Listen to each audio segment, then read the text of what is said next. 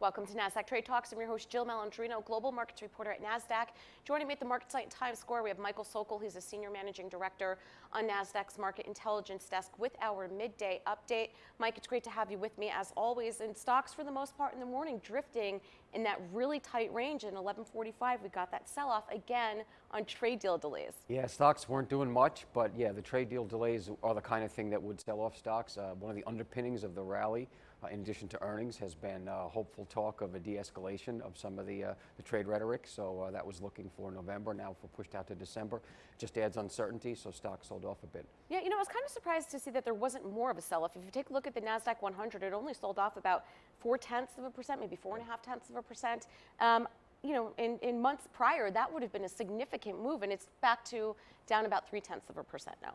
Yeah, in my opinion, I think the market's gotten itself accustomed to the idea that we're not going to get something groundbreaking. It's going to be pretty modest, whatever is dealt with, and so this way, both sides can sort of claim victory and push off all the hard trade decisions for later, and so I don't think the market's expecting very much, and that's probably why you don't see a super, a large sell-off. Phase one is supposed to be the easy part of the deal. That's Phases right. 2 and 3 are the ones that are more difficult, and I don't know if they can even get phase 1 together. What are the chances of going beyond that? That's right, and so time will tell. Let's see if we can get even phase 1 done before we move on to those next 2. Yeah. But you brought up a great point. You know, going into today's session, the major averages were hitting all-time high after all-time high after the past few sessions. Yeah, and a lot of that has to do with the Fed being very accommodative. And so there's not many more alternatives. Rates are very low. Earnings came in worse than expected, if you want to characterize it that way. And the China, trade had been positive last week, so all those that kind of fueled the move to the records, and we're just a little bit off that today. All right, we could speculate all we want on the fundamentals. Let's pull up our chart so we can get some confirmation on price action here. This is a longer-term one.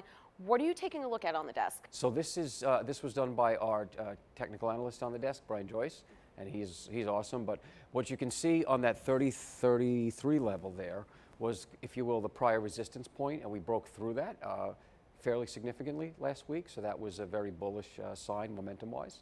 And then when you get to just about yesterday, you see where it says doji there. It's a really tiny little notation there, but it has to do with the fact that the open and the close range was very narrow, and so that tells you something. It means kind of we're in equilibrium, and that the bulls and the bears are fighting it out to about equilibrium. That's usually a warning that you might be getting near a top. And then yesterday's, where it says bearish engulfing, just simply means you had a little bit broader of a range, but lower.